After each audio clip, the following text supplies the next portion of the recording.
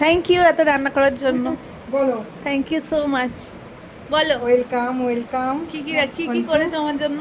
এরা তো আমার জন্মদিনে খেয়ে এটা নিচ্ছে নুন সব। লেবু, শুক্তো, ডাল, কপির তরকারি, মাছ ভাজা, চিংড়ি মাছের কি বলবো, মালাইকারি, হুম, তারপরে দই, মিষ্টি, বেগ রসগোল্লা, লট চমচম, ভাত, ঘি, আলু ভাজা, উচ্ছে ভাজা, বেগুন ভাজা, পটল ভাজা, আলু ভাজা বলেছি, চিংড়ি মাছ ভাজা, চিংড়ি মাছের দাঁড়াগুলো মোটা মোটা ছিল বলে ওই জন্য দিয়েছি, চাটনি। হুম হুম, চাটনি।